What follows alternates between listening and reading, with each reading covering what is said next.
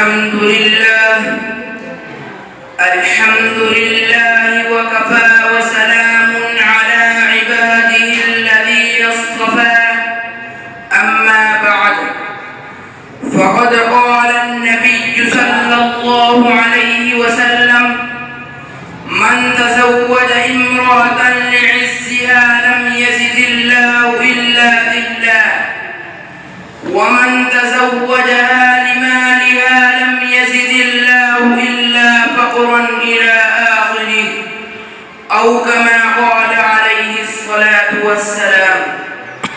صدر محترم اور کرام قدر سامعین کرام، اس وقت میرا موضوع سخن ہمارے معاشرے کا وہ ناسور ہے جس نے زندگی کی بنیادوں کو ہلا کر رکھ دیا ہے، سینکڑوں ہزاروں گھروں کو تباہ و برباد کر دیا ہے اور کتنے ہی جذبات کو مسل کر رکھ دیا ہے. یہ وہ بیماری ہے جسے آپ جہیز کے نام سے یاد کرتے ہیں. میں نے خطبے کے بعد ایک حدیث شریف پڑھی ہے جس میں پرنور محمد عربی صلی اللہ علیہ وسلم کا پاک ارشاد ہے کہ جو شخص عزت حاصل کرنے کے لیے شادی کرے گا تو رب ذوالجلال ایسے شخص کو ذلت کے سوا کچھ نہ دے گے، اور جو شخص مال کے لالچ میں شادی کرے گا تو اس کو فقر و فاقہ اور تنگ دستی کے سوا کچھ نصیب نہ ہوگا. اسلام کے پاسبانوں، آج ہندوستان کے اندر اور خاص طور سے ہمارے معاشرے اور برادری میں جہیز ایک ایسا ناسور بن گیا ہے جو ایٹمی ہتھیار سے زیادہ خطرناک اور مہلک ثابت ہوتا جا رہا ہے. اس ملعون جہیز کی بنیاد پر ہماری قوم اور برادری میں روزمرہ اخبارات کی اور نگہسار بن کر یہ سرخیاں چھپتی ہے کہ فلاں شوہر نے اپنی سسرال والوں سے گاڑی نہ ملنے پر اپنی نئی نویلی دلہن کو طلاق دے دی، فلاں شخص نے مزید جہیز کا مطالبہ پورا نہ کرنے پر اپنی بیوی کو موت کے گھاٹ اتار دیا. عجب ماجرا ہے حضرات، دیکھیے داماد مانگتا ہے خیرات. دیکھیے پیارے دوستو، اخبارات کی سرخیاں ابھی غیر قوموں ہی کے بارے میں نظر آتی تھی، مگر افسوس کہ رفتہ رفتہ ہمارے اسلامی معاشرے کے اندر بھی وبا پھیل چکی ہے. آج اخبارات کے اندر جہیز کے لیے بینڈ چڑھنے والی کہیں فاطمہ، کہیں رضیہ، کہیں شبنم و فرزانہ اسلامی شریعت کے نام لیواؤں سے کہہ رہی ہے کہ کاش ہماری اسلامی شریعت کتابوں اور وعدوں کے بجائے عمل میں آ جاتی. پیارے دوستو اور اسلام کے نوجوانوں، عورت رب ذوالجلال کی جانب سے عطا کردہ وہ حسین تحفہ ہے جس نے انسانی زندگی کو رعنائی بخشی. اسی عورت کے دل سے نظاروں میں خوبصورتی پیدا ہوئی. اسی معصوم کلی نے حضرت آدم علیہ السلام کی زندگی سے خوف و وحشت کو دور کیا. مگر ان تمام باتوں کے باوجود ظلم و ستم کی تاریخ شاہد ہے کہ اس دارے پانی میں جتنے مظالم برپا ہوئے ان میں سے زیادہ تر عورت ہی پر کیے گئے ہیں. اس بے رحم زمانے نے عورت کو اس نظر سے دیکھا ہے وہ نہایت قابل مذمت ہے.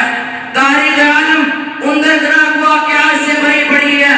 کبھی حضرت مریم کو دنیا والوں نے محتم کر کے جنگلوں کی خاک چھاننے پر مجبور کیا، تو کبھی نمرود نے اپنی بیٹی کو ایمان لانے کی پاداش میں آگ میں ڈالا، تو کبھی عرب کے جاہل معاشرے نے لڑکیوں کی پیدائش کو اس قدر منحوس تصور کیا کہ ان کو پیدا ہوتے ہی زندہ دفن کر دیا جاتا تھا.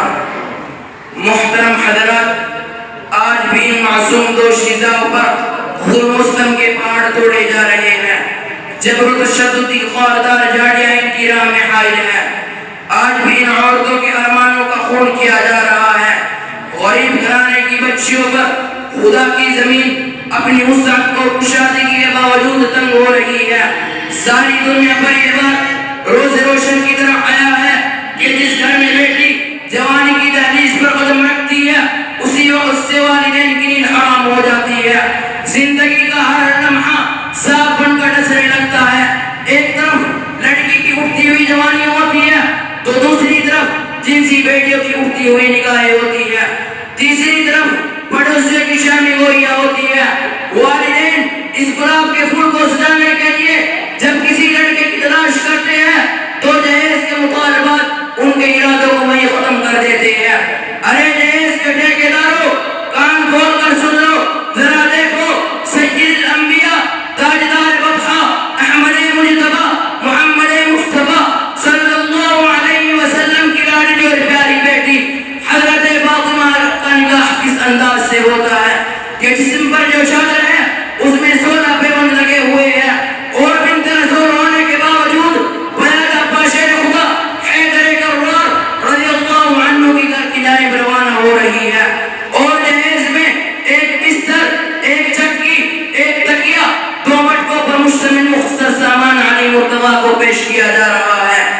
آج ہم یہ کہتے ہیں کہ ہمارا بیٹا ڈاکٹر ہے، ہمارا بیٹا انجینئر ہے، ہمارا بیٹا پائلٹ ہے، ہمارا بیٹا گریجویٹ ہے، ہمارا بیٹا سعودی عرب میں رہتا ہے، اس لیے جہیز میں گاڑی چاہیے. ارے اولاد پیدا کر کے جہیز کی تمنا کرنے والوں، کان کھول کر سن لو، اگر تمہارا بیٹا ڈاکٹر ہے تو حضرت علی امیر المؤمنین تھے، اگر تمہارا بیٹا گریجویٹ ہے تو حضرت علی اسد اللہ تھے، اگر تمہارا بیٹا پیکر سیاست ہے تو حضرت علی پیکر ولایت تھے. حضرات، آئیے ہم سب مل کر اس بات کا عہد کریں کہ اس جہیز جیسی ملعون نسل کو مٹا کر دم لیں گے. یہ سنگ گرا جو حائل ہے رستے سے ہٹا کر دم لیں گے. یہ سنگ گرا جو حائل ہے رستے سے ہٹا کر دم لیں گے. ہم پھول بھی ہے، تلوار بھی ہے، باطل کو مٹا کر دم لیں گے. وما علینا الا البلاغ.